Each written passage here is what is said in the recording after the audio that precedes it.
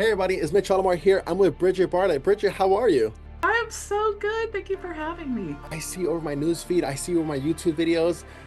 I'm so excited to have you and share your story about your business, your family, certain things that people didn't even know about you. Bridget, let's get into tell us about your business. What do you do if nobody recognizes you or they do? Just a little reminder. Well, thank you for that. I feel like I'm talking to a celebrity because you're all over the place. Yes, Lola. I see it everywhere. Yeah. So, to make a long story short, in 2019, my husband and I owned a local lawn care business. I also worked in a pharmacy for 20 years. He was actually in an accident that made him think about, he was a truck driver. It made him think about like starting a new business and all that. So that's kind of why we got into all of this in the first place. But in 2019, I was in the hustle mode. I was going from client to client and all of that like we typically do. And in 2019, my mom, she was in the hospital for a couple weeks, actually a week, and then the next week we were planning the funeral. So full transparency, I was out, didn't care about the world for 2 weeks. I barely left the bed. It was really traumatic for me. I felt like I was an orphan at that point. I grew up without a dad. So Let's start one topic at a. So let's start first where the passing of your mother led you into automation. And we were talking before about when your mom passed away, you didn't have your dad in your life, and it was your mom sparked an idea, or not really like push, this idea of automation. So I'm so sorry for your mom passing away, and she's led you having a beautiful life to you being with us and helping. So tell us about your mom's passing, awakening the automation, that lifestyle. I was really overwhelmed by, during that 2 weeks when I came out of my cloud, I was really overwhelmed by the idea that when I wasn't working, I wasn't making money. I still had a mortgage that was due the next month. It's like the mortgage company doesn't really care that my mom passed away. I still have bills. And so I was like, so what if something else happens? Like this was a big thing for me, but what if something else happens to where I can't work? Like maybe I am in the hospital for something. And so I realized at that moment I had to do something different. I needed a different business model that could generate the reoccurring income for me instead of constantly chasing clients and you work on a project and it might be a paying project, but the next month you're looking for another client. And I knew that was not a sustainable business model. I had to do something different. And the only way that we can earn money without actually being present is with automation. So that's really, it's so much more than just saving money, right? It's the time that we are literally creating because we get that time back. We don't have to spend 8 hours sending 55 emails. We just set that on autopilot. It sends it for us while we're doing other things. I just think that it's such a powerful thing to be able to literally create time. You create time, like when you told me before, like when your mother passed away, you was in bed for 2 weeks and the mortgage doesn't wait for you. When my dad passed away, I wanted to spend a year or two to not do anything. And when my dad passed away, I remember like I'd not to be graphic, but he passed away 7 days in the house and nobody knew he was there. And I remember I was working for a company and the company said, Mitch, I know your dad passed away, but where's his Google Drive folder? Let's try to focus. And I had to go through grieving, and I know my bills still needed to be paid, and I was crying and I still needed to work. And I think you figured out you spent 2 weeks, let's say something else happened in your life, and those 2 weeks, how do you make passive automation? That's, and if anybody passed away, I think they could relate to that, where you don't want to do anything. And there's moments in your life that you will feel like that. So, and you know that the bills are coming due, but you just don't care because it's what you're going through is more overwhelming than the thought of, oh, my mortgage is due next month. It's like, I'll figure all of that out. But right now, I literally remember so many times, especially the first few days, that my husband would be talking to me about normal life stuff. Like, oh, the dog got out today. And I'm like, I don't care. My mom just died. It's like, I don't care. Do you realize my mom just died? It was so overwhelming for me that, of course, I don't care that a client doesn't have access to the Google Drive. my mom just died. You know, it's that feeling of like nothing takes precedence over what I'm going through right now. Yeah, especially your mom being an only figure in your life, that it's like that's your life. You know, it's like your life was crumbling down, and you sparked the automation. Like even like my dad passing, he sparked an idea for me to break free of what if something happens, like that one client can't control your life. Mhm. It's happened in my life, or if something happens in my life, I have to like cut a client go. They're Mhm. like, you're gonna choose this or choose that. I'm like, I can't. Well, you could fire me. Like that broke free of like things are gonna happen in your life, and automation is gonna be there to replace your time because things will happen. Mhm. So I think that was, like you said, you know, so your mom passing created automation. I wanted to also spark into a little bit about your business, a little bit positivity, a little bit, I said, Bridget, I'm gonna use my fingers. So, a little positivity to spark up the history. You said to me for the last 5 years, you jump on a daily, was it webinar or coaching call that everybody, the free community gets to speak to you every single. Wait, so Bridget, everybody could speak to you on a daily basis? Is that what you're saying? Tell us about that. What's that looking like? It's so crazy. I don't think anybody does this, what I do. Yet I'm teaching them though. Okay. But when I was going through this whole journey and I was like obsessed with automation, you know, so many people would ask me, like, how do I do this? And how do I do that? So I started creating tutorial videos because I thought it's so cool. It's like, I figure something out and I'm like, oh my gosh, everybody in the world needs to know how to do this. So I just started creating tutorial videos of how to do it. I actually got hired by another software company and I did the local business marketing and support. And so that's kind of my job was to go live 5 days a week. When I stopped working with them, though, I just continued that. I just already had like a good flow. And over the years, I have just made it more efficient and more effective at the same time. Starting my community was part of that because we never want to rely on social media for our business. We want to have our business in a safe, secure place that we have control over. And so all of my social media efforts are geared towards sending to my community. So what I was saying, this is a magical thing that happens in this community, okay? So you do the live training, right? And then you say, if you have questions, now keep in mind, they know you're live every day at 2 p.m. Eastern Standard Time, right? So they know they're expecting you, right? So every day they're expecting you at that time. So you go live with a training that you can pre-record, by the way. And after the training's over, your call to action is, if you have questions, join me in open office hours. So now what's happening is I am showing them that I'm a valuable resource. I just showed you how to do this and I want to help you more. So if you join our free community, you can join in the Zoom room. But this magical thing happens. They join the Zoom room and they're a little bit like, what's all this about? Like, am I really gonna see Bridget here? Like, is this beginner friendly? Like, they're just so insecure. And then as soon as they come in and they say, hey, this is my first time joining, all of my members are like, you're in the right place. This is so great. Welcome. And don't worry. And we got you. And it's just such a great feeling. I tell them all the time when I hear them doing that, I feel like a proud mama because I'm like, you guys just, it's like I put you guys together. I built this community. I put all of these amazing people together in one place. And so when they're helping each other, and they'll even branch out and have conversations outside the community and work on business deals and partnerships.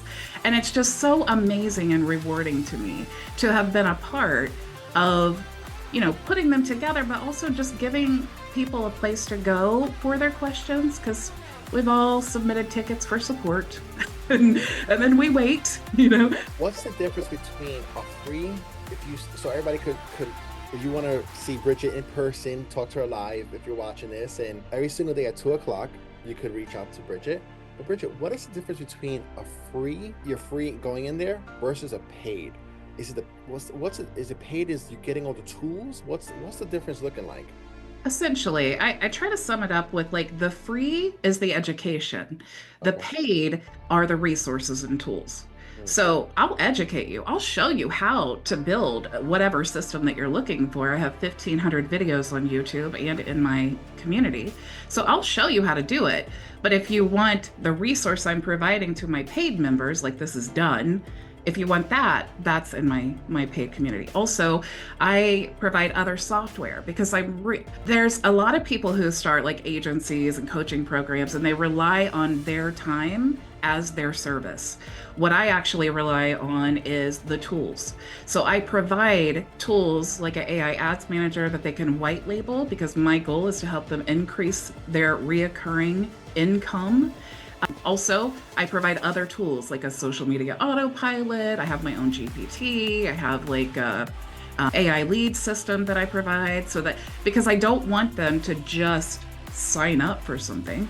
I want them to sign up and then start crushing it. And I want to give them every tool and resource at my fingertips that they could possibly need to crush it. And most people don't even use all the things. Sometimes people don't even show up ever for open office hours. They just use the tools, and that's good for them. But it's providing that well-rounded experience, because they're my client, right? So if they're my client, I want to be everything that they need to help them reach their goal, whatever that may be. It's very interesting, Bridget, because not everybody can have the tools to create a lot of stuff, but it's like if I go to Home Depot and I see, how to use the drywall and the hammer, I don't really know how to use it. And then somebody tells me less than 5 minutes, this is not what the hammer you need this particular one, you need this. And the tool is one particular thing, but you're providing the training. I think that's what makes it very, very unique, that you have so much guidance and you're taking people to the correct thing, where all the tools, the AIs, the paid ads, everything you're doing, you provide to the community. I also want to say, going to the last thing is, I want to thank you for being on this, to share your story about your mom, to share about, to reach out to you. And I really want everybody to interact and jump on your calls as well. And I want to share one last thing. It was the reason why I'm very thankful, very proud, and to be honest with you, your time is very, very valuable. And just to do this, I want to share the last part of your husband's story with everybody.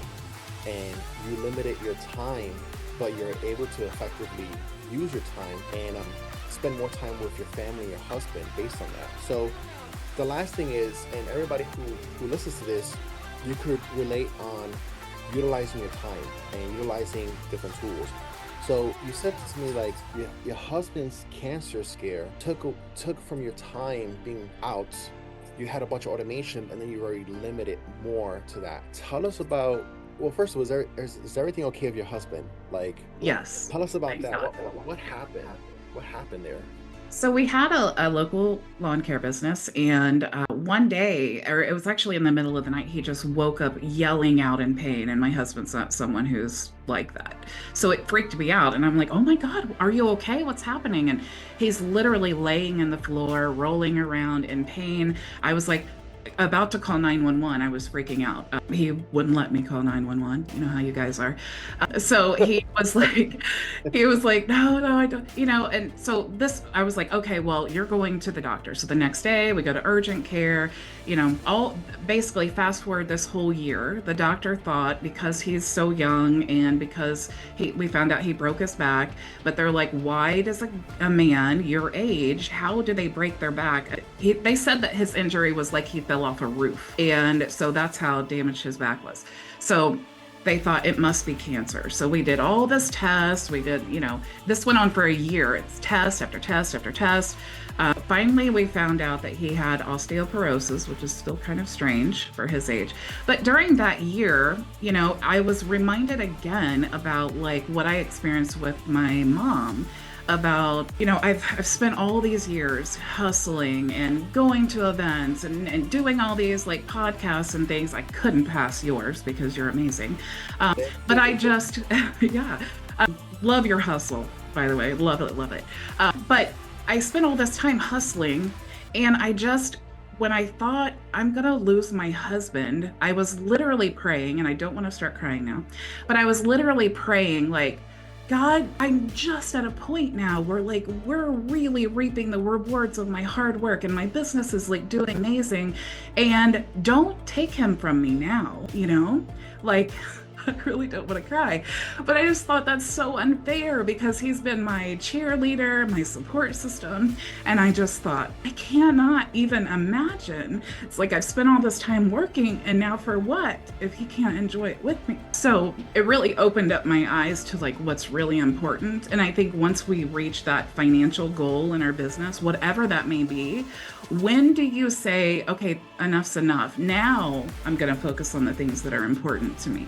Like, when is enough money, or when is enough sales, or what's your bank account going to look like before you say, okay, I did this. I can now step back and I can like really focus on the whole reason I built this in the first place. You know, if I spend the next 5 years crushing it and I have millions of dollars in the bank, but I have no husband, and I spent the last 5 years that I had with my husband in my office 20 hours a day working, I'm going to hate that. I will live the rest of my life regretting that. And that's something that money, you can't buy that type of time with the people that you love. There's no amount of money that I would trade for that. Thank you, Bridget, for that story. And hopefully everybody realizes they think about how much time to put into a client until something happens to them that they just can't realize to shorten up their time. Even though like sometimes these health scares God or somebody gives us that really cherishes it. So now when I do play pool with somebody, when I play bowling with somebody, when I go out with somebody, a family member, when I go out with even my own mother, like I'm like, Ma, are you enjoying yourself? You're okay? Like I try to live like my dad was here. I try to live like every time is more precious. Like I lost my grandmother, 2 months ago, and I lost my dad. And I'm like, the more time that I have, even though I'm tired, I just always go outside and try to live a life for them. Even clients, they try to ask for your time. And sometimes I put my phone on Do Not Disturb to focus on those people that you really love.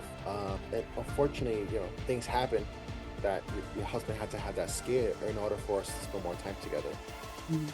I want to thank you, Bridget, for your time, and thank you so much for sharing your stories. And I think to realize what I'm getting from all of this is like a person whose mother or father passed away creates more automation. Even for me, even like my health scares is like it looks at your time, and then you're like, all right, now how can you work 3 hours a week or 3 hours a day? And I even appreciate you jumping on so many daily calls. And people say, how could you jump on a daily call? You're just doing a one-to-many. You're helping out so many people in bulk. And I think anybody could do the same. I could go back to doing the same, and I was doing it and then I just stopped. But I think the consistency of you doing something for 5 years, I did it for a month and I gave up. But I think sales is not selling. Sales is like sharing experiences with other people. So you're helping out others. It's not even making a sale from it. It's like telling everybody how to do it. So I appreciate you jumping on this call, and everybody wants to jump on your daily calls. And I wish that they seen this video and they're like, I heard about your mother, I heard about your husband, and you helped me break free. Hopefully your story helps other people break free from their own time being trapped. That's a long definition, but any last things, Bridget, you want to give advice to people who are looking to starting out with creating recurring income, freeing up their time? Any type of last advice, any golden nuggets you could give from all of this? Honestly, the main thing is start automating as soon as possible. If you do something twice, automate it. But don't be like, I'm just starting my business and I'm gonna not do anything to get sales until I have this perfect automated system. That's what everyone thinks that you have to do, and that's what turns people from business owners to like lifetime learners. You want to just get started. If you need a form, look, when I first got started, I had a form because that's what I knew how to create. And I shared the long, ugly link that wasn't even branded to me on social media and chats because I was cold messaging people. But who cares? I started, and I had to start somewhere, and I had to get blocked 45 times before I realized this isn't a great strategy. I need my own website. But you have to get started. And then as you work through the process, you just start automating and automating and automating. And don't think that you're going to be the master of everything. If you don't take action, you're not going to know what you need on step 10. There's no way to predict on step 1 what you need on step 10. So just get started on step 1 and then slowly build your system based on what you actually need instead of what you think you're going to need a year from now. That's the biggest tip that I could possibly give you. Don't over automate. It's a horrible mistake. Sounds good, Bridget. I thought SaaS was going to be a passive income to just, SaaS is actually safe and, help me keep my clients. And I want to just say, like, I agree with Bridget, just at least get one sale. Just, if you find something doing it over and over again, then you can just automate it. But just don't create an automation. You don't even know the simple steps. Do the manual work first and then create a little automation. Don't do fully automated. This life is not fully automated. Yeah, well, what people do is they allow that to paralyze them. Yes. Because they're like, I don't know how to set up an email campaign. I don't know how to do this. And then they just do nothing. But the thing is, and I always say, if you have 2 hours a day to work on your business, 1 hour should be learning the tools and trying to build your system. The other hour should be getting sales. Get leads, get sales. You have to focus on the things that are actually going to move the needle in your business. Then you have clients, then you have experience that you know what system you need to figure out to build. Well, again, Bridget, thank you so much. I'll put your links down below, and thank you so much for being on this podcast. Yeah, thanks for having me. I appreciate it. All right, thanks everybody.